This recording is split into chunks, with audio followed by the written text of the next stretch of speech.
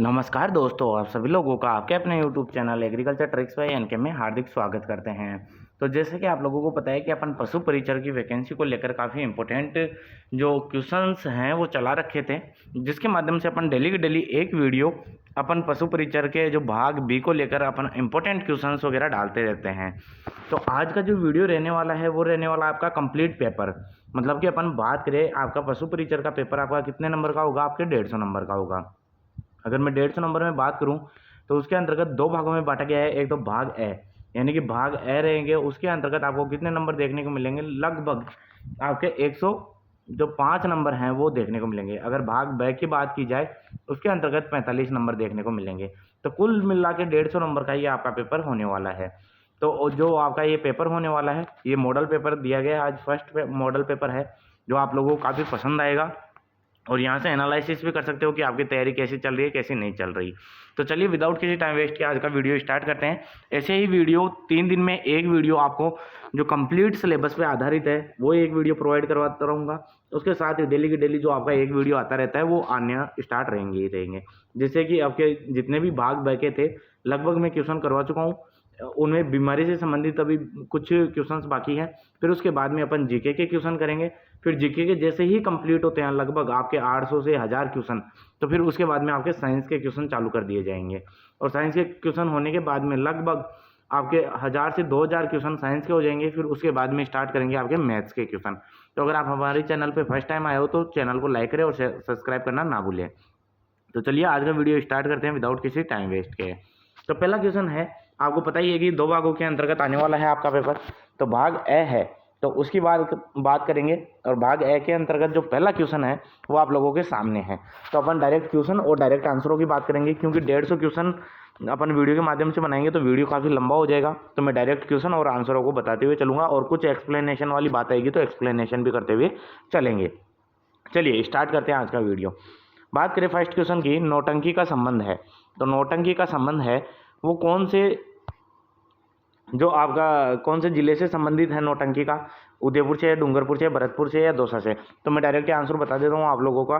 जो नौटंकी का संबंध होता है वो भरतपुर से होता है। तो ऑप्शन नंबर सी यहाँ से क्या हो जाता है, राइट आंसर हो जाता है। चलिए नेक्स्ट क्वेश्चन की ओर बढ़ते हैं। जनजाति बाहुल्य क्षेत्रों में सामाजिक वानिकी को प्रोत्साहन देने के लिए पेड़ों व अवैध कटाई रोकने के लिए जो संचालित कार्यक्रम था वो कौन सा था। तो चलिए इसका राइट आंसर की अपन बात करें, वो राइट आंसर होगा आपके ऑप्शन नंबर 2, यानी कि रूख वायला कार्यक्रम चलाया गया था। ऑप्शन नंबर 2 यहाँ से क्या होता है, काफ़ी खूबसूरत आंसर निकल के आता है। बात करें तीसरे नंबर के क्वेश्चन की कि सास व बहू का मंदिर कहाँ स्थित है। तो ये कहाँ पर है, आपका नागदा उदयपुर के अंतर्गत स्थित है। कहाँ है, नागदा उदयपुर के अंतर्गत स्थित है। तो विशेष रूप से आपको ध्यान रखना है। नेक्स्ट क्वेश्चन की अपन बात करें, वैजंती आभूषण कहाँ पहना जाता है। तो वैजंती माला होती है।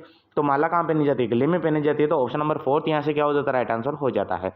चलिए नेक्स्ट क्वेश्चन की ओर बढ़ते हैं। बलवद विलास की रचना किसने की थी। तो बलवद विलास की रचना की बात करेंगे तो ये सूर्यमल मिश्रण के द्वारा की गई है। तो ऑप्शन नंबर 4 यहाँ से क्या होता है, काफ़ी खूबसूरत आंसर निकल के आता है।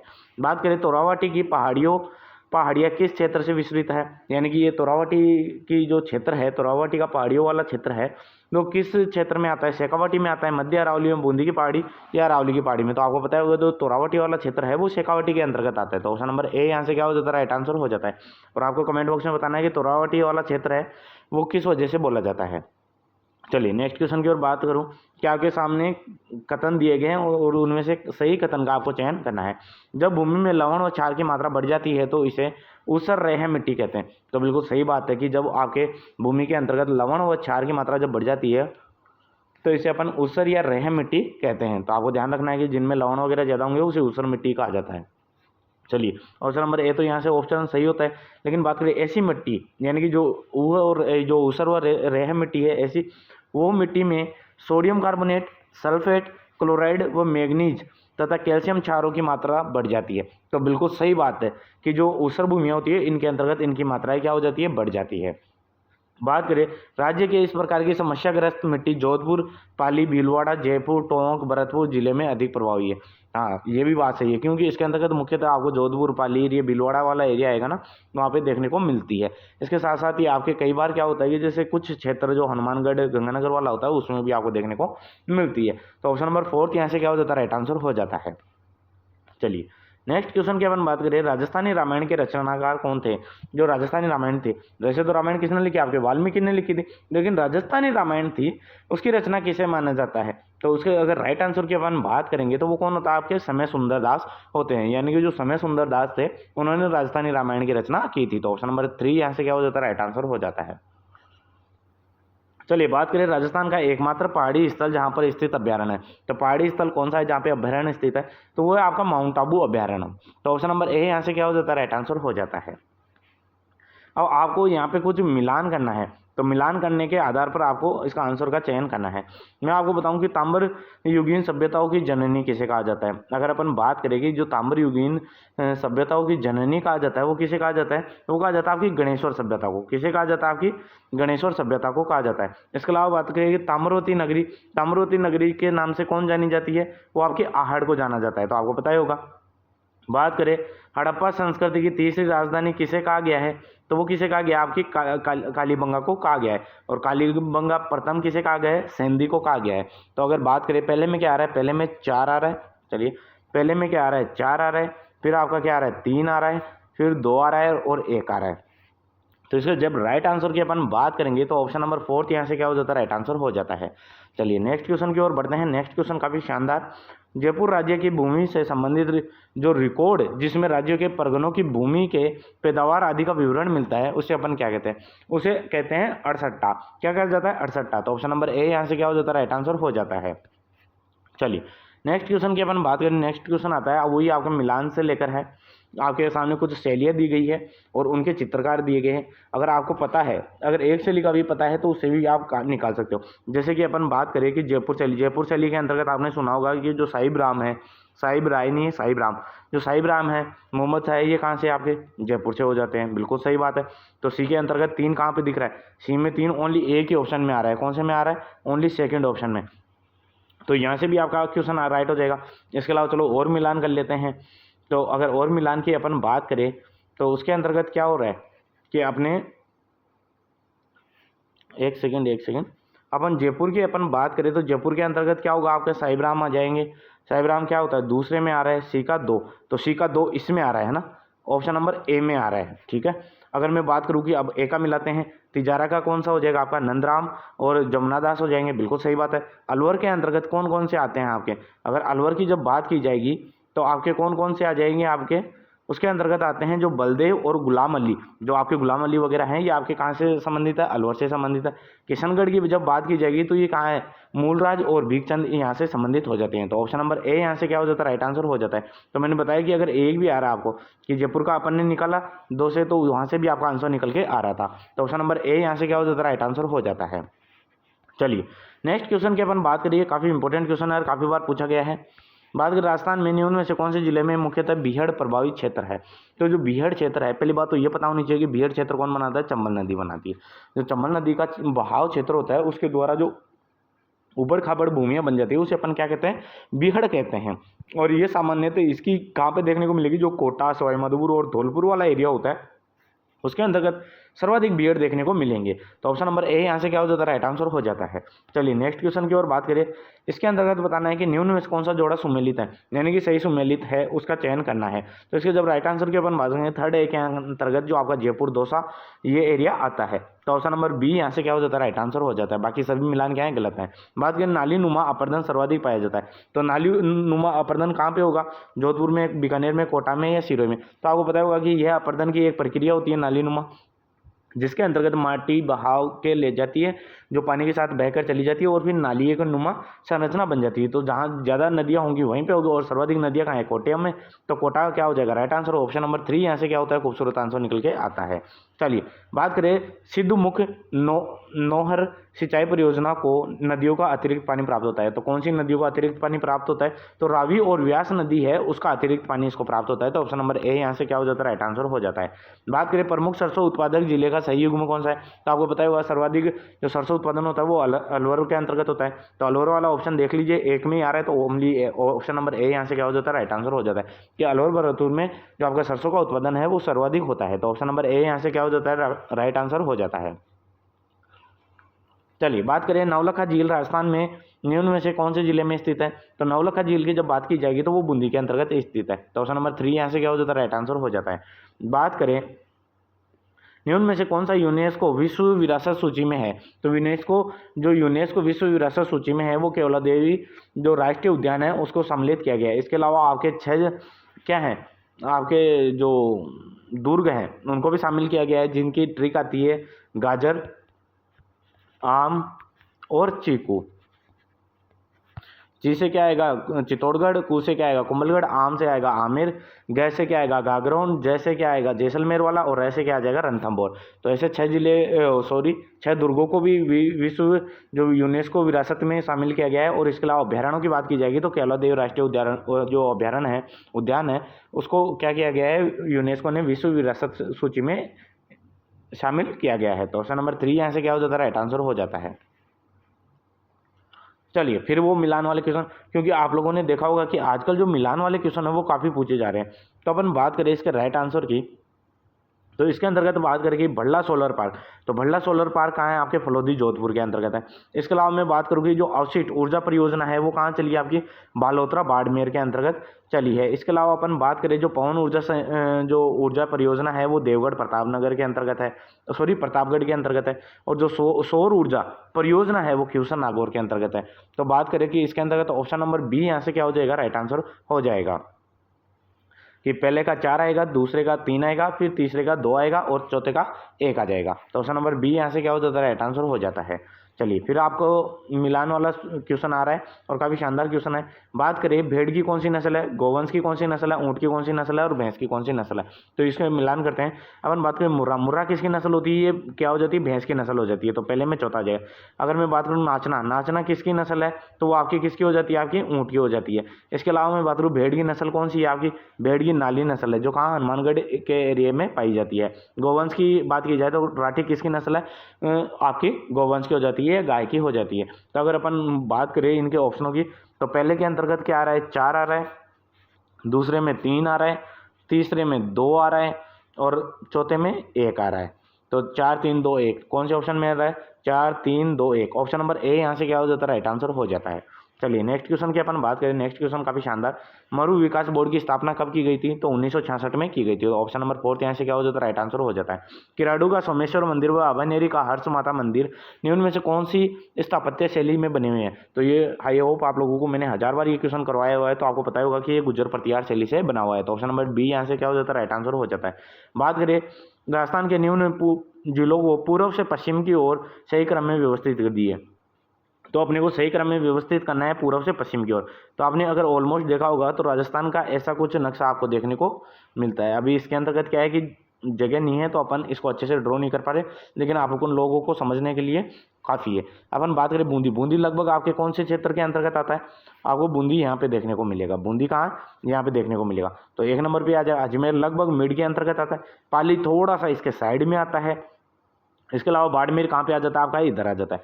तो ऑप्शन नंबर क्या हो जाएगा, आपके पहला दूसरा तीसरा चौथा, मतलब कि ऐसे आ रहे हैं। तो ऑप्शन नंबर ए यहाँ से क्या हो जाता है, राइट आंसर हो जाता है कि 1 नंबर पे क्या आएगा बूंदी, दूसरे पे क्या आएगा अजमेर, तीसरे पे क्या आएगा पाली और चौथे पे बाड़मेर आ जाएगा। ऑप्शन नंबर ए यहाँ से क्या होता है, खूबसूरत आंसर निकल के आता है। चलिए नेक्स्ट क्वेश्चन की ओर बढ़ते हैं। नेक्स्ट क्वेश्चन आता है, आपके सामने कुछ पशु मेले दिए गए हैं और उनका चयन करना है कि कहाँ पे बढ़ता है। अगर मैं बात करूँ श्री बलदेव पशु मेला है, ये कहाँ पे बढ़ता है। तो अगर बलदेव पशु मेले की जब बात की जाएगी तो वो कहाँ पे बढ़ता है आपका, तो इसकी बात करें तो वो कहाँ पड़ता है आपका मेड़ता सिटी नागौर के अंतर्गत पड़ता है बलदेव पशु मेला। चंद्रभागा पशु मेला ये झालरापाटन झालावाड़ के अंतर्गत पड़ता है। रामदेव पशु मेला ये मानसर नागौर यानी कहाँ पे मानसर नागौर के अंतर्गत पड़ता है। वीर तेजाजी पशु मेला ये पर्वतसर नागौर के अंतर्गत पड़ता है। तो आपको पता ही है कि ये 3 मेले तो तीनों के तीनों कहाँ पे हैं, नागौर के अंतर्गत है। और जो आपका एक झालरापाटन है ये कहाँ पे है, झालावाड़ के अंतर्गत है। तो ये तीनों नागौर के अंतर्गत बढ़ेंगे। तो अपन ऑप्शन नंबर जब ऑप्शन की बात करेंगे तो ऑप्शन नंबर ए यहाँ से क्या हो जाता है, राइट आंसर हो जाता है। चलिए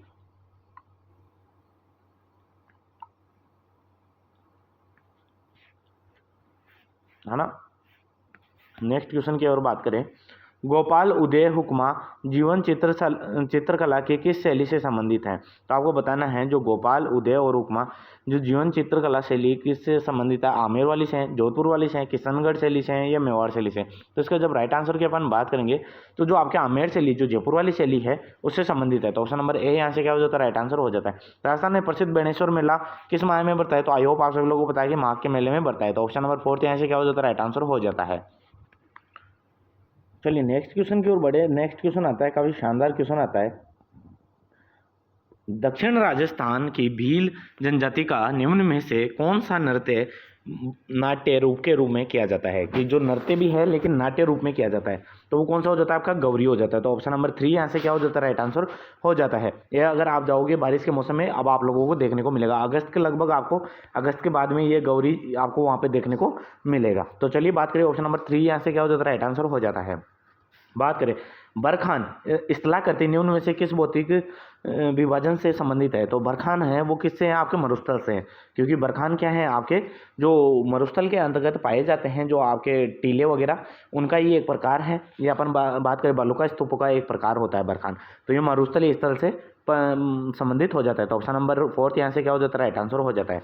नेक्स्ट क्वेश्चन की अपन बात करें, राष्ट्रीय मानव अधिकार आयोग अस्तित्व में आया। तो राष्ट्रीय मानव आयोग अधिकार है वो आयोग आया था आपके 18 जनवरी 1999 को अस्तित्व में आया था। तो ऑप्शन नंबर बी यहाँ से क्या हो जाता है? राइट आंसर हो जाता है।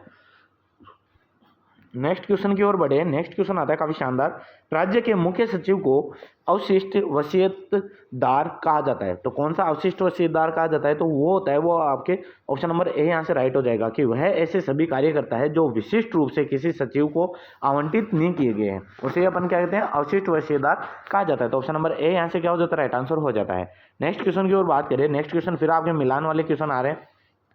ऐसे ही क्वेश्चनों का काफ़ी ट्रेंड चल रहा है तो आप लोगों को ध्यान रखना है।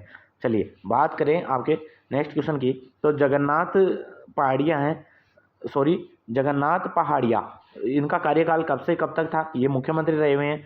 जो बरकतुल्ला खान है उनका कार्यकाल कब से कब तक रहा है? भैरव सिंह शेखावत का कार्यकाल कब तक रहा है? मोहन लाल सुखाड़िया का कार्यकाल है वो आपका कब तक रहा है? तो इसके जब राइट आंसर की अपन बात करेंगे तो वो कौन सा हो जाता है कि जो आपके ऑप्शन नंबर ए यानी कि जो जगन्नाथ पहाड़िया है उनका जो कार्यकाल रहा था वो 1980 से 81 के लगभग रहा था। इसके अलावा अपन बात करें कि जो बरकतुल्ला खान का जो कार्यकाल रहा था वो 1971 से 1973 में रहा था। भैरव सिंह शेखावत का काल यानी कार्यकाल रहा था वो आपका कब रहा था? 1977 से 1980 तक रहा था। अगर मोहनलाल सुखाड़िया की बात की जाए तो उनका 1954 से 1957 तक रहा था। तो ऑप्शन नंबर ए यहाँ से क्या हो जाता है? राइट आंसर हो जाता है। चलिए बात करें कि राजस्थान के किस प्रदेश में शुष्क सागवान वन पाए जाते हैं? शुष्क सागवान वन पाए जाते हैं वो दक्षिणी भाग में पाए जाते हैं।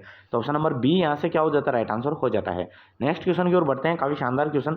फिर आपको ये मिलान वाले क्वेश्चन आ रहे हैं, तो मिलान वाले क्वेश्चनों को काफी अच्छे से देखना है आप लोगों को।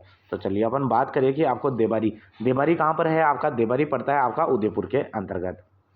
चलिए चौथ का बरवाड़ा कहाँ पे है? सवाई माधोपुर के अंतर्गत पड़ता है। अगर इसके अलावा मैं बात करूँ आपके ऑप्शनों की, इसको अपन छोटा कर लेते हैं ताकि अपन क्या करेंगे ऑप्शनों को और भी अच्छे से देख पाए। चलिए बात करें कि इसके अंतर्गत अपन ने बात की देबारी कहाँ है? आपका उदयपुर के अंतर्गत है। चौथ का बरवाड़ा कहाँ है? आपका सवाई माधोपुर के अंतर्गत है। अगर मैं बात करूँ आपके जो रामपुरा अंगुचा ये कहाँ है? आपका राजसमंद के अंतर्गत है।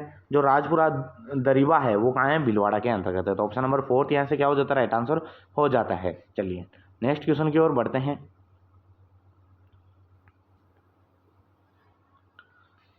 ऑप्शन नंबर 2 यहाँ से क्या हो गया? आपका राइट आंसर हो गया। चलिए नेक्स्ट क्वेश्चन की ओर बढ़ते हैं, काफी शानदार क्वेश्चन है। तीजो कुरियो आठवों काल यानी कि तीजो कुरियो आठवों काल यह कहावत राजस्थान के किस विपत्ति को सूचित करती है? तो यह आपके अकाल को सूचित करती है कि जब अकाल वाली समस्या देखने को मिलती है ना तब यह कहावत की जाती है कि तीजो कुरियो आठवों काल, तो ये अकाल से संबंधित है। तो ऑप्शन नंबर 4 यहाँ से क्या हो जाता है? राइट आंसर हो जाता है। बात करेगी राज्य के किस शहर को परमाणु ऊर्जा संयंत्र स्थित है? तो वो कहाँ है? आपके चित्तौड़गढ़ के अंतर्गत स्थित है। तो ऑप्शन नंबर बी यहाँ से क्या हो जाता है? राइट आंसर हो जाता है। बात करें राज्य के वे दो कौन से जिले हैं जो राज्य का 75% अब्रक का उत्पादन करते हैं? तो अगर आपके 75% अब्रक का उत्पादन की बात की जाएगी तो वो आपके भीलवाड़ा और उदयपुर करते हैं। तो ऑप्शन नंबर 3 यहाँ से क्या हो जाता है? राइट आंसर हो जाता है। चलिए नेक्स्ट क्वेश्चन की ओर बात करें। नेक्स्ट क्वेश्चन आता है 5 सांस्कृतिक युगों के अवशेष राजस्थान के किस पुरातात्विक स्थल से प्राप्त हुए हैं। तो अगर इसकी राइट आंसर की बात करेंगे तो वो कहाँ से हुई हैं, आपके नौहर से हुई हैं। तो ऑप्शन नंबर बी यहाँ से क्या होता है, काफ़ी शानदार आंसर निकल के आता है। चलिए नेक्स्ट क्वेश्चन की अपन बात करें। राजपूत यानी कि राजपूत शासक सामंतों के द्वारा अपनी लड़की की शादी में दहेज के साथ दी जाने वाली कुंवारी कन्याओं को कहा जाता है। तो जो कुंवारी कन्याएं दी जाती है दहेज के रूप में, जो लड़की की शादी होती है तब लड़की के साथ में, तो उसे डावरिया या डाबरिया कहा जाता है। तो ऑप्शन नंबर ए यहाँ से क्या हो जाता है, राइट आंसर हो जाता है।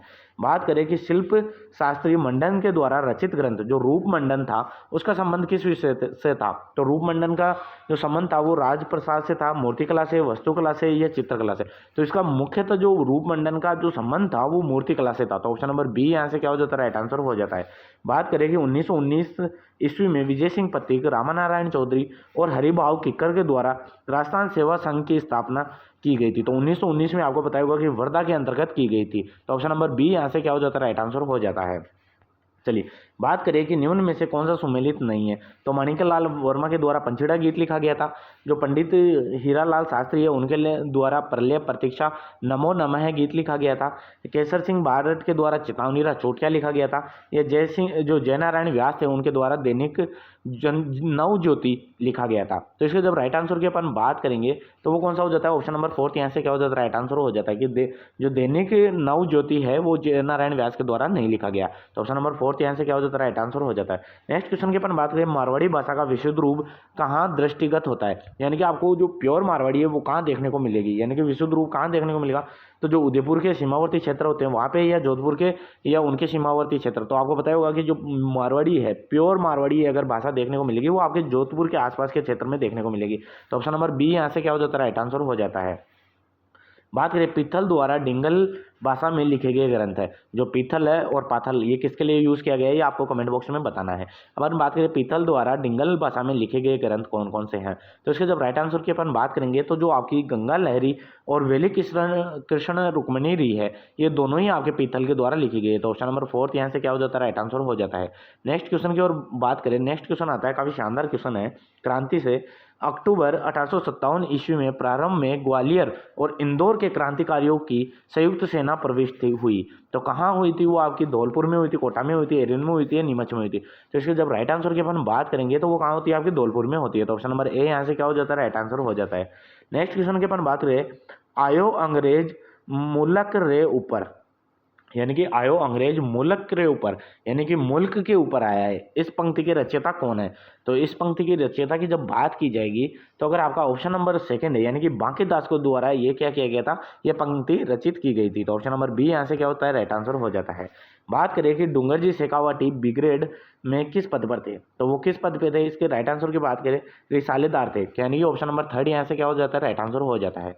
बात करें राजस्थान का पहला व्यक्तित्व जो 1857 की क्रांति के दौरान सर्वप्रथम फांसी की सजा हुई, तो वो किसे हुई थी, आपके अमरचंद बटिया को हुई थी, क्योंकि इन्होंने क्रांतिकारियों की क्या की थी, वो आपकी मदद की थी। ये कहाँ के थे, बीकानेर के थे। इनका विशेष रूप से आपको ध्यान रखना है। तो ऑप्शन नंबर बी यहाँ से क्या हो जाता है, राइट आंसर हो जाता है। बात करें जैन शिक्षा प्रचारक समिति की स्थापना कब हुई। तो जैन शिक्षा प्रचारक समिति की स्थापना की बात की जाएगी तो 1905 में जयपुर में की गई थी। तो ऑप्शन नंबर 3 यहाँ से क्या हो जाता है, राइट आंसर हो जाता है। दैनिक नवज्योति के संपादक कौन है। दैनिक नवज्योति के संपादक है वो दुर्गा प्रसाद चौधरी है। तो ऊपर अभी मिलान वाले में पढ़ा था तो अपनों को पता ही था कि दैनिक नवज्योति थी, तो उसका किसका दे रखा था, जो आपके जयनारायण व्यास का नाम दे रखा था, लेकिन ये जयनारायण व्यास के द्वारा ना संपादक होकर किसके द्वारा थी, दुर्गा प्रसाद चौधरी के द्वारा थी। तो ऑप्शन नंबर बी यहाँ से क्या हो जाता है, राइट आंसर हो जाता है। चलिए बात करें वर्तमान में राजस्थान के 10 संभाग हैं, निम्न में से कौन सा संभाग उनमें शामिल नहीं है। तो 10 संभाग हैं, उनमें सीकर नहीं है, भरतपुर नहीं है, शेखावटी नहीं है, अजमेर नहीं है। तो संभाग की बात की जाएगी तो आपके सामने शेखावटी नहीं है, बाकी सीकर भी संभाग है, नया बना है, भरतपुर आपका पुराना संभाग है, अजमेर भी पुराना संभाग है। इसके अलावा अपन बात करें सीकर नया संभाग बना है, बांसवाड़ा नया संभाग बना था, और आपका कौन सा पाली, ये तीनों नए संभाग बने हैं। 7 पहले थे, 3 ये बने हैं, तो आपके 10 संभाग हो जाते हैं। और ये किस कमेटी पे बनते हैं, राम लुबाया कमेटी के सिफारिश पे बनते हैं। इसका विशेष रूप से आपको ध्यान रखना है। चलिए नेक्स्ट क्वेश्चन की अपन बात करें, राजस्थान कि नवीन गठित जिलों में कौन सा जिला शामिल नहीं है। तो अनूपगढ़ नहीं है, दूदू नहीं है, डीग नहीं है या देवली नहीं है। तो आपको बताइए कि देवली नहीं है। बाकी अनूपगढ़ नया जिला बना है, दूदू बना है, डीग भी बना है। डीग भरतपुर से अलग होकर बना है, जयपुर से अलग होकर दूदू बना है, गंगानगर से अलग होकर आपका अनूपगढ़ बना है। तो देवली आपका क्या है, टोंक के अंतर्गत है, लेकिन यह आपका क्या है कि नया जिला शामिल नहीं बनाया गया है। तो ऑप्शन नंबर 4 यहाँ से क्या हो जाता है, राइट आंसर हो जाता है। नेक्स्ट क्वेश्चन के अपन बात करें, राजस्थान के सर्वाधिक जिलों की सीमा कौन से पड़ोसी राज्य से लगती है। तो सर्वाधिक जिलों की सीमा कौन से मतलब कि सर्वाधिक जिलों की सीमा कौन से राज्य से लगती है, तो आपके एमपी से लगती है, 1600 किलोमीटर लगती है। अगर बात करें 10 राज्य इससे क्या बनाते हैं, सीमाएं बनाते हैं। तो ऑप्शन नंबर 4 यहाँ से क्या हो जाता है, राइट आंसर हो जाता है। चलिए, मध्य प्रदेश के साथ कितने जिले की सीमा लगती है, तो मैंने पहले बता दिया कि 10 जिलों की आपकी क्या लगती हैं, इसमें सीमाएं लगती हैं। चलिए नेक्स्ट क्वेश्चन की ओर बात करें। नेक्स्ट क्वेश्चन आता है, वर्तमान में राजस्थान का कौन सा संभाग सबसे छोटा व जिलों की संख्या में है, यानी कि सबसे छोटा संभाग कौन सा है, तो आपका कौन सा हो जाता है, बांसवाड़ा हो जाता है। और इसमें जिलों की संख्या की बात की जाएगी तो जिलों की संख्या ओनली 3 ही है। कौन कौन से है, बांसवाड़ा आ गया आपका, डूंगरपुर आ गया और प्रतापगढ़ आ गया। इसमें 3 ही जिले हैं, है ना। सबसे छोटा संभाग कौन सा होगा, आपका बांसवाड़ा हो जाएगा। उसमें 3 ही जिले आते हैं और कौन कौन से, बांसवाड़ा, डूंगरपुर और प्रतापगढ़। तो ऑप्शन नंबर 4 यहाँ से क्या हो जाता है, राइट आंसर हो जाता है। चलिए नेक्स्ट क्वेश्चन की ओर बात करें। 2 से 15 जनवरी 2024 के मध्य बीकानेर की महाजन फील्ड फायरिंग रेंज में किन देशों के मध्य डेजर्ट साइक्लोन 2024 युद्धाभ्यास आयोजन किया गया था, तो वो किया गया था भारत और यूएई के मध्य किया गया था। तो ऑप्शन नंबर 4 यहाँ से क्या हो जाता है, राइट आंसर हो जाता है। ये करंट के क्वेश्चन है, तो आपके पेपर में करंट के भी पूछे जाएंगे, तो इसको मद्देनजर रखते हुए ऐसे क्वेश्चन भी इनके अंतर्गत मिलेंगे आपको।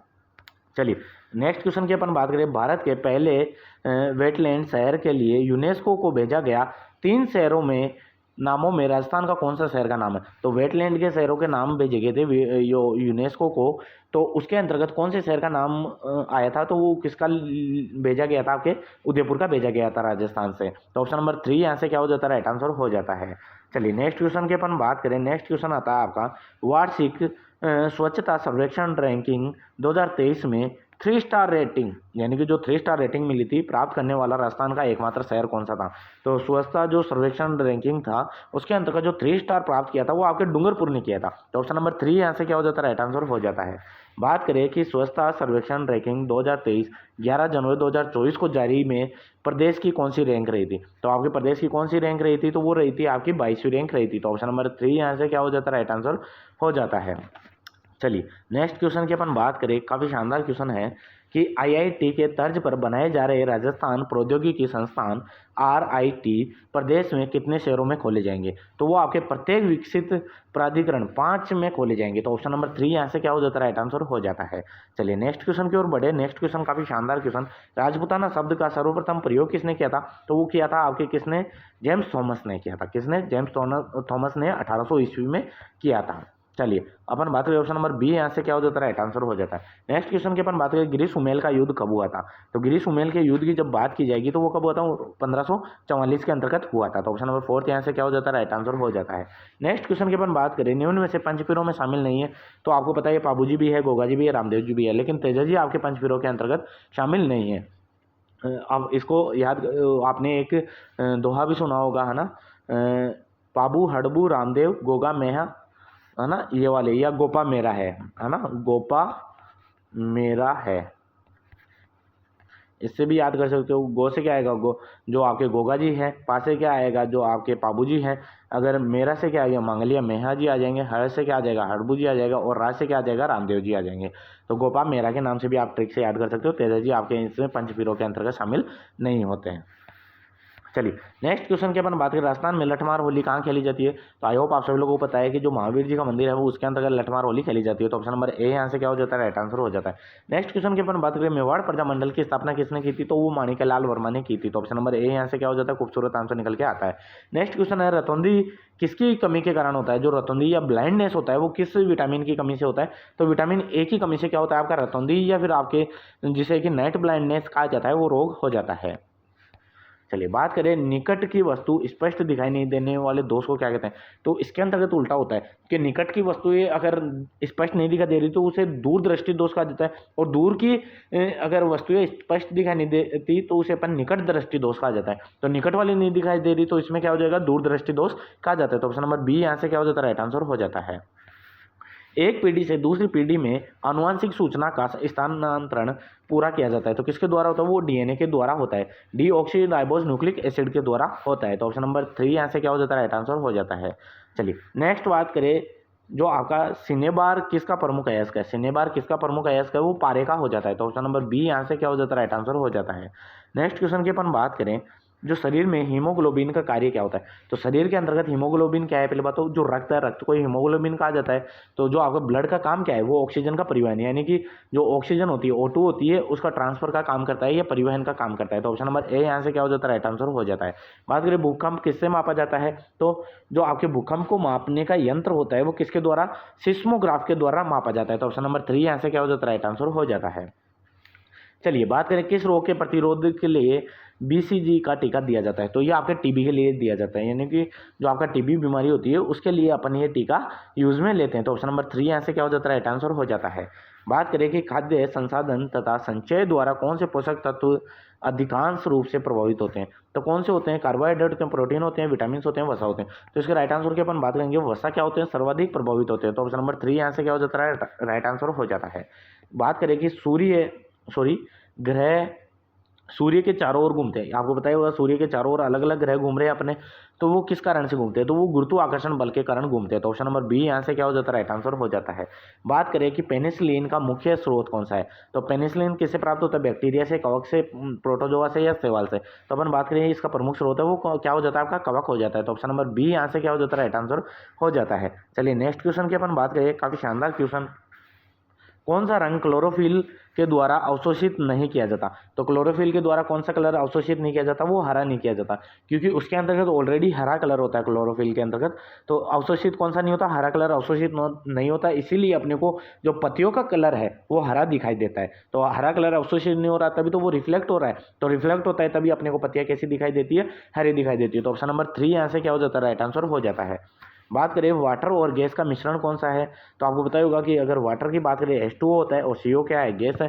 तो इसका फॉर्मूला अगर दोनों को जोड़ेंगे तो वाटर व गैस के फॉर्मूले की बात की जाएगी तो H2 प्लस CO क्या हो जाएगी, आपके वाटर प्लस गैस का मिश्रण हो जाता है। चलिए बात करें नेक्स्ट क्वेश्चन की, गुब्बारे में कौन सी गैस प्रयुक्त ली जाती है, तो ये आप लोगों को पता होगा कि हीलियम गैस है, वो आपके गुब्बारे फुलाने के लिए गैस प्रयोग में ली जाती है। तो ऑप्शन नंबर बी यहाँ से क्या हो जाता है, राइट आंसर हो जाता है।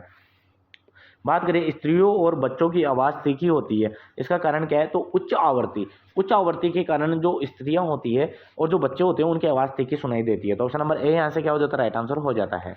बात करें यदि लेंस के द्वारा देखने पर अक्षरों का आकार छोटा दिखाई देता है तो वह लेंस है, अगर आकार छोटा दिखाई दे रहा है तो वो कौन सा लेंस होगा, और बड़े दिखाई दे रहे हैं तो कौन सा लेंस होगा, तो दोनों का विशेष रूप से आपको ध्यान रखना है। तो अगर आपको ध्यान रखना है कि छोटे अक्षर दिखाई दे रहे हैं तब तो वो कौन सा होता है, अवतल लेंस होता है, और अगर बड़े अक्षर दिखाई देते हैं तो वो कौन सा होता है, उत्तल लेंस होता है। तो ऑप्शन नंबर बी यहाँ से क्या हो जाता है, राइट आंसर हो जाता है।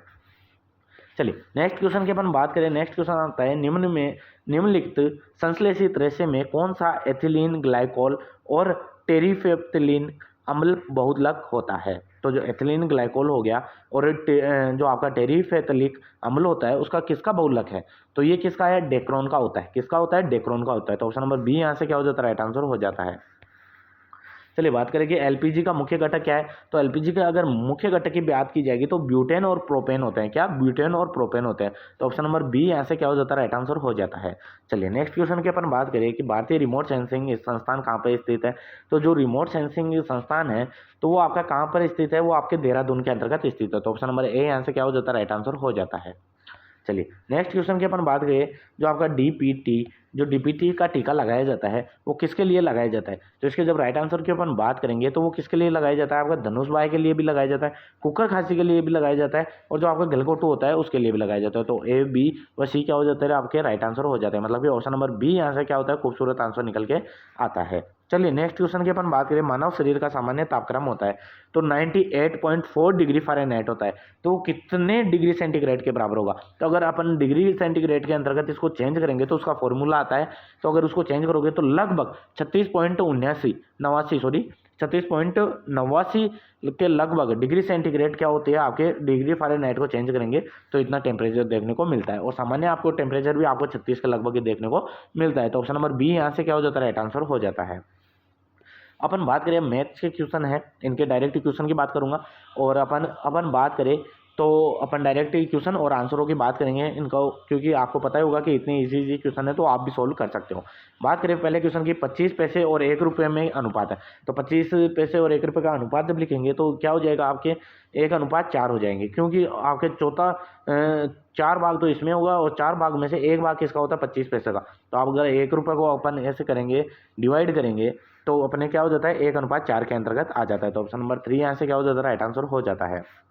चलिए नेक्स्ट क्वेश्चन की अपन बात करें, 226 तथा 272 में भाग देने पर क्रमशः 1 व 2 शेषफल देने वाली बड़ी से बड़ी संख्या क्या होगी। तो इसके जब राइट आंसर की अपन बात करेंगे तो वो क्या होती है, आपकी 45 हो जाती है। ऑप्शन नंबर 3 यहाँ से क्या हो जाता है, राइट आंसर हो जाता है। चलिए नेक्स्ट क्वेश्चन की ओर बढ़े। नेक्स्ट क्वेश्चन आता है, यदि एक वृत्त की परिधि 44 सेंटीमीटर है तो उसका क्षेत्रफल कितना होगा। तो आपको पहले तो परिधि का सूत्र आना चाहिए। अगर परिधि वगैरह अगर आप निकालते हो तो आप 2πr से निकालते हो, तो अगर उसके अंतर्गत भी जैसे लगाओगे आप 2πr बराबर जैसे 44 हो गई है ना, 44 सेंटीमीटर आपकी परिधि हो गई। अगर r क्या होती है, आपकी त्रिज्या होती है, तो 44/2 × 22 यानी कि आधी होती है त्रिज्या, और इंटू कर देंगे आपको 7 से, क्योंकि पाई का मान क्या होता है, 22/7 होता है। तो इसका विशेष रूप से आपको ध्यान रखना है। जब आप इसको सोल्व करोगे तो लगभग 154 सेंटीमीटर स्क्वायर आ जाएगा। तो ऑप्शन नंबर 3 यहाँ से क्या हो जाता है, राइट आंसर हो जाता है। चलिए नेक्स्ट क्वेश्चन की ओर बात करें। नेक्स्ट क्वेश्चन आता है, एक डिलक्स बस 108 किलोमीटर घंटा से चल रही है तो 10 मिनट में कितनी दूरी तय करेगी। तो ये एक 10 मिनट के अंतर्गत कितनी दूरी तय करेगी, 108 किलोमीटर प्रति घंटे की रफ्तार से चल रही है आपकी बस। तो अगर 10 मिनट की अगर अपन बात करेंगे तो लगभग आपके 18,000 मीटर क्या कर लेगी, दूरी तय कर लेगी 10 मिनट के अंतर्गत। तो ऑप्शन नंबर ए यहाँ से क्या हो जाता है, राइट आंसर हो जाता है। बात करें, यदि 42 व्यक्ति किसी कार्य को 15 दिन में समाप्त कर सकते हैं, 30 व्यक्ति इस कार्य को कितने दिन में करेंगे। तो 42 व्यक्ति अगर 15 दिन में काम कर रहे हैं तो 30 व्यक्ति कितने दिन के अंतर्गत करेंगे, तो वो 21 दिन के अंतर्गत कर लेंगे। तो ऑप्शन नंबर 3 यहाँ से क्या हो जाता है, राइट आंसर हो जाता है। नेक्स्ट क्वेश्चन की अपन बात करें कि किसी परीक्षार्थी ने 25% अंक प्राप्त किए हैं तथा वह 100 अंकों से उत्तीर्ण रहा, तो दूसरे परीक्षार्थी ने 50% अंक प्राप्त किए जो उत्तीर्ण होने के लिए आवश्यक अंकों से 20% अधिक है, तो परीक्षा का पूर्णांक क्या होगा। तो परीक्षा का पूर्णांक कितना होगा, तो इसके राइट आंसर की बात करेंगे वो 480 हो जाएंगे। तो ऑप्शन नंबर बी यहाँ से क्या हो जाता है, राइट आंसर हो जाता है। चलिए बात करें कि आपके 35,362 में अगर 5 के स्थान का मान क्या इनमें इंकित मान होगा, तो अंतर बताना है आपको ना, मान में अंतर बताना है। तो इसके राइट आंसर की जब अपन बात करेंगे तो ऑप्शन नंबर 3 यहाँ से क्या हो जाता है, राइट आंसर हो जाता है।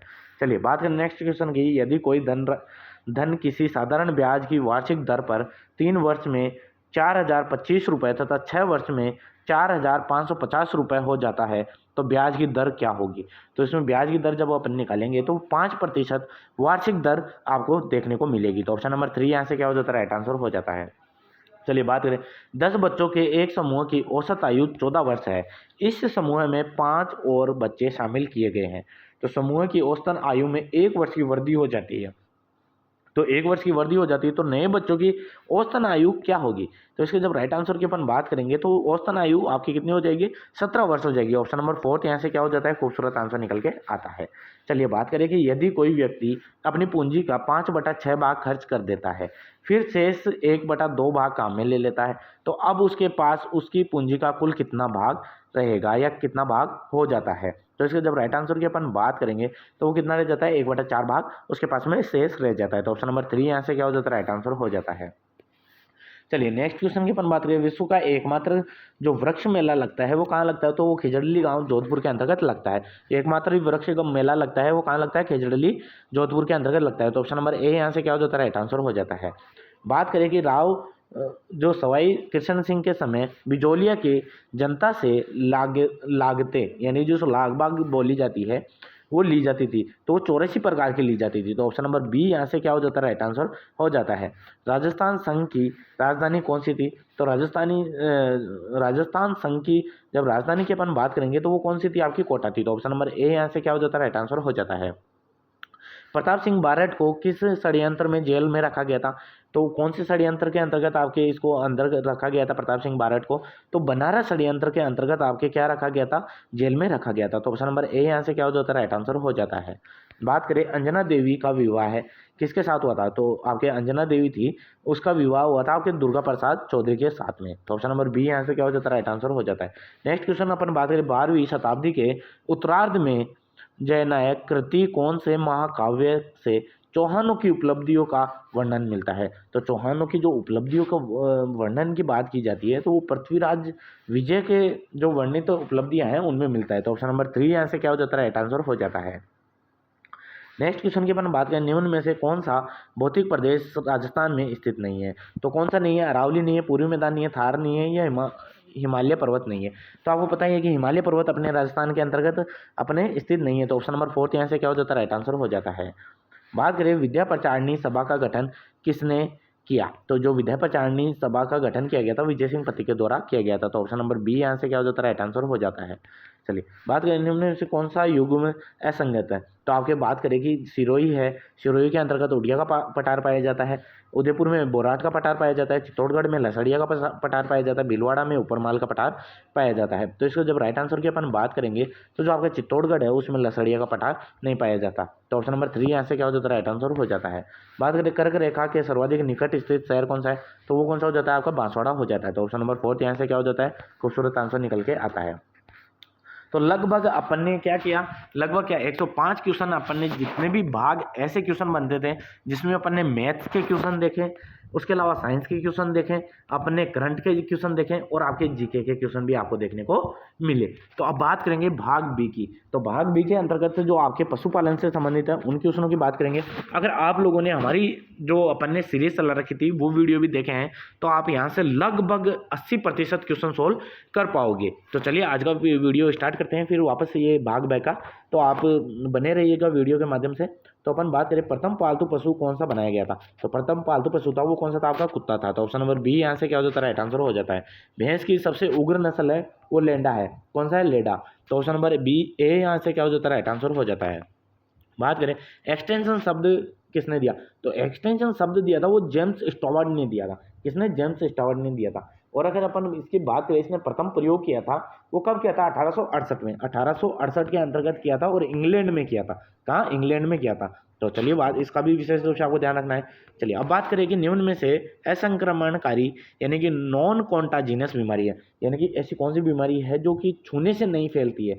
तो मिल्क फीवर है, किटोसिस है, रेबीज है। तो आपको पता ही है कि रेबीज की सामान्यतः आपको कुत्तों में देखने को मिलेगी और कुत्ता काट लेता है तो आपके क्या होता है, मनुष्य में भी क्या हो जाती है? स्प्रेड हो जाती है, फैल जाती है। लेकिन मिल्क फीवर है वो कैल्शियम की कमी से होती है, और किटोसिस है वो भी होता है, लेकिन किटोसिस और मिल्क फीवर है ये दोनों बीमारी क्या है? ये नॉन कॉन्टाजिनस है, यानी कि ये छूने से नहीं फैलती। तो ऑप्शन नंबर 4 यहाँ से क्या हो जाता है? राइट आंसर हो जाता है। ऊंट के शरीर का सामान्यतः तापमान होता है। तो सबसे कम जो पशुओं के अंतर्गत सबसे कम तापमान पाया जाता है वो किसका पाया जाता है? ऊंट का ही पाया जाता है। अगर बात करें कितना होता है? लगभग 98 से 99 यानी 99.5 डिग्री फ़ारेनहाइट आपके ऊंट का तापमान होता है। और सबसे ज़्यादा तो तापमान पाया जाता है एनिमल हस्बेंड्री के अंतर्गत आप पढ़ोगे तो आपको 106.5 के लगभग या 107 डिग्री फ़ारेनहाइट पाया जाता है, वो आपके पाया जाता है मुर्गियों के अंतर्गत। तो दोनों का विशेष रूप से आपको ध्यान रखना है। अपन बात करें कि दूध दोहने की सबसे अच्छी विधि कौन सी है? तो इसका कंप्लीट वीडियो मैंने सेपरेट डाल रखा है कि दूध दोहने की विधि कौन सी है? फुल हैंड विधि। जो फुल हैंड मिल्किंग मेथड है वो सबसे बेस्ट माना जाता है। स्ट्रिपिंग की बात करें तो इसे चुटकी विधि कहा जाता है। नकलिंग की बात करें तो उसे अंगूठा विधि कहा जाता है। तो अंगूठे वाले के अंतर्गत तो गांठ पड़ने की समस्या रहती है, और स्ट्रिपिंग विधि होती है ये छोटे आयन होते हैं जिन पशुओं में उनमें यूज़ की जाती है। तो ऑप्शन नंबर ए यहाँ से क्या हो जाता है? राइट आंसर हो जाता है। चेंगू किसकी नस्ल है? तो चेंगू आपकी बकरी की नस्ल हो जाती है। तो ऑप्शन नंबर ए यहाँ से क्या हो जाता है? राइट आंसर हो जाता है। पशुधन बीमा योजना में प्रीमियम राशि पर कितना प्रतिशत सब्सिडी दी जाती है? तो जो पशुधन बीमा योजना है उसमें जो प्रीमियम राशि दी जाती है आपको कितना प्रतिशत दी जाती है? तो इसके जब राइट आंसर की अपन बात करेंगे तो लगभग 50% आपकी प्रीमियम राशि दी जाती है। तो ऑप्शन नंबर बी यहाँ से क्या हो जाता है? राइट आंसर हो जाता है। चलिए नेक्स्ट क्वेश्चन की अपन बात करें, बकरी की आवाज़ क्या कहलाती है? तो बकरी की आवाज़ क्या कहलाती है? ब्लीटिंग कहलाती है। क्या? ब्लीटिंग कहलाती है। तो ऑप्शन नंबर बी यहाँ से क्या कहलाता है? राइट आंसर हो जाता है। बेलोविंग क्या है? आपके जो भैंस हैं उसको तैरने को क्या कहते हैं? बेलोविंग कहा जाता है। तो इसका विशेष रूप से आपको ध्यान रखना है। और जो बकरी की आवाज़ है वो क्या है? ब्लीटिंग है। तो ऑप्शन नंबर बी यहाँ से क्या हो जाता है? राइट आंसर हो जाता है। भैंस का गर्भकाल होता है तो आपके 9 माह 9 दिन, 10 माह 10 दिन और 310 दिन, या फिर 2 व 3 दोनों। तो आपको बताइए, मैंने बताया था आपको कि 9 माह 9 दिन किसका होता है? गाय का होता है। गाय का गर्भकाल कितना होता है? 9 माह 9 दिन। और अगर 280 दिन आ जाए तो आपको दोनों का ध्यान रखना है। बात करें भैंस का जो गर्भकाल होता है 10 का होता है, ये अपन दिन में काउंट करें तो 310 दिन होते हैं। तो ऑप्शन नंबर 4 यहाँ से क्या हो जाता है, राइट आंसर हो जाता है, यानी कि ऑप्शन नंबर बी और ऑप्शन नंबर सी यहाँ से क्या हो जाता है, राइट आंसर हो जाते हैं। चलिए बात करें घोड़े का आवाज़ कहलाता है, तो स्टेबल क्या है, घोड़े का आवाज़ कहलाता है, तो ऑप्शन नंबर 4 यहाँ से क्या होता है, काफ़ी शानदार आंसर निकल के आता है। बात करें देश का प्रथम केवीके कहाँ स्थापित किया गया था, केयूके नहीं है, ये केवीके है ना, केवीके कृषि विज्ञान केंद्र है ना। तो कृषि विज्ञान केंद्र कहाँ पे स्थापित किया था, तो वो पांडुचेरी के अंतर्गत किया गया था। तो ऑप्शन नंबर 3 यहाँ से क्या हो जाता है, राइट आंसर हो जाता है। बात करें नेक्स्ट क्वेश्चन की कि बुचड़ खाने से प्राप्त होता है, तो बुचड़ खाने किसे कहते हैं, जो आपके पशु काटे जाते हैं है ना, तो उसे बुचड़ खाना कहा जाता है। तो वहाँ से क्या प्राप्त होता है, मांस होता है, दूध होता है, त्वचा होती है, या एक व तीन दोनों होते हैं। तो आपको पता है दूध तो होगा नहीं वहाँ से प्राप्त, तो वहाँ से मांस व त्वचा प्राप्त होती है। तो ऑप्शन नंबर 4 यहाँ से क्या हो जाता है, राइट आंसर हो जाता है। चलिए बात करें ऊन में सल्फर की मात्रा होती है, तो ऊन के अंतर्गत सल्फर की मात्रा लगभग 4% होती है। तो ऑप्शन नंबर ए यहाँ से क्या हो जाता है, राइट आंसर हो जाता है। बात करें जो एंटेरोटॉक्सिमा होता है, यानी कि जिसे शॉर्ट के अंतर्गत एटी का टीका कब लगाया जाता है, एटी कहा जाता है ना, एंटेरोटॉक्सिमा होता है जिसे एटी कहा जाता है, इसका टीका कब लगाते हैं, तो लगभग मई जून के अंतर्गत इसका टीका लगाया जाता है। तो ऑप्शन नंबर ए यहाँ से क्या हो जाता है, राइट आंसर हो जाते हैं। बात करें चारे में कितने प्रतिशत नमी की मात्रा होती है, तो मैंने बताया था कि चारा कौन सा होता है, सूखा चारा होता है, और उसमें लगभग नमी होती है, वो कितनी होती है, 8 से 10% होती है, जिसे अपन क्या कहते हैं, है कहते हैं। तो सूखा चारे के अंतर्गत ही आता है। तो ऑप्शन नंबर ए यहाँ से क्या हो जाता है, राइट आंसर हो जाता है। निम्न में से प्रोटोजोअल बीमारी नहीं है, तो प्रोटोजोअल बीमारी की जब बात की जाएगी तो कौन सी नहीं है, तो वो आपकी ब्रुसेलोसिस हो जाती है, तो ये प्रोटोजोआ से होने वाली बीमारी नहीं है। तो ऑप्शन नंबर 3 यहाँ से क्या हो जाता है, राइट आंसर हो जाता है। बात करें वीर्य को हिमकृत करने के लिए तरल नाइट्रोजन का तापमान होता है, तो मैंने पहले भी बताया था कि जो आपके सीमन होता है या वीर्य होता है उसे अपन प्रिजर्व करते हैं, हिमकृत करते हैं, तो किसके अंतर्गत करते हैं, लिक्विड नाइट्रोजन यानी कि तरल नाइट्रोजन में करते हैं, और जो टेम्परेचर रहता है उसका -196 डिग्री सेंटीग्रेड रहता है। तो ऑप्शन नंबर बी यहाँ से क्या हो जाता है, राइट आंसर हो जाता है। बात करें बकरी के मध्यकाल की अवधि होती है, तो लगभग 48 घंटे क्या होती है आपके बकरी के मध्यकाल की अवधि मानी जाती है। तो ऑप्शन नंबर बी यहाँ से क्या हो जाता है, राइट आंसर हो जाता है। बात करें अविकालीन, ये अतिकालीन नहीं है, अविकालीन है, अविकालीन। ये आपके जो CHRI है कहाँ पे, टोंक के अंतर्गत, तो वहाँ से आपके ये संकर तैयार किया गया है। तो अविकालीन किस किस का क्रॉस है, तो रेमुलेट है ना, रेमुलेट है ये ना, इसका ध्यान रखना, रेमुलेट और मालपुरा के क्रॉस से तैयार किया गया है अविकालीन। अविकालीन किसका संग्रहण है, आपके रेमुलेट और मालपुरा का क्रॉस हो जाता है। तो ऑप्शन नंबर 4 यहाँ से क्या हो जाता है, काफ़ी शानदार आंसर निकल के आता है। बात करें चिकित्सा के जनक किसे कहा जाता है, तो चिकित्सा के जनक की जब बात की जाएगी तो किसे कहा जाता है, हिपोक्रेटस को कहा जाता है। तो ऑप्शन नंबर ए यहाँ से क्या हो जाता है, राइट आंसर हो जाता है। मिल्क अप डाउन हार्मोन किसे कहते हैं, तो मिल्क अप यानी कि ये मिल्क चढ़ाने वाला, यानी कि मिल्क चढ़ाने वाला हार्मोन कौन सा है, तो वो कौन सा हो जाता है आपका, एड्रेलिन हो जाता है। एड्रेलिन क्या होता है, हार्मोन होता है, वो क्या करता है, दूध चढ़ाने का कार्य करता है। अगर अपन इसमें आता है लेट डाउन आता है तब कौन सा करते हैं, ऑक्सीटोसिन हार्मोन करते हैं। अगर अपन बात करें दूध बढ़ाने के लिए करते हैं तो क्या करते हैं अपन, प्रोलैक्टिन किया जाता है। तो ऑप्शन नंबर 3 यहाँ से क्या हो जाता है, राइट आंसर हो जाता है। चलिए बात करें जानवर की पहचान की स्थिति स्थायी विधि कौन सी है, तो जो जानवर की पहचान की स्थायी विधि होती है वो कौन सी होती है, ईयर नोचिंग यानी कान काटना, क्योंकि एक बार पशु का जो कान काट देंगे तो वो दोबारा नहीं आ पाएगा। तो ये क्या होती है, स्थायी विधि होती है। टैग है वो अपन लगा भी सकते हैं और हटा भी सकते हैं। ईयर नोचिंग है सामान्य तो सुअरों में यूज़ की जाती है। टैगिंग की अपन बर्ड्स वगैरह के अंदर, मुर्गियों में यूज़ में लेते हैं। पेंटिंग वगैरह है ये क्या है, भेड़ वगैरह के अंतर्गत यूज़ की जाती है।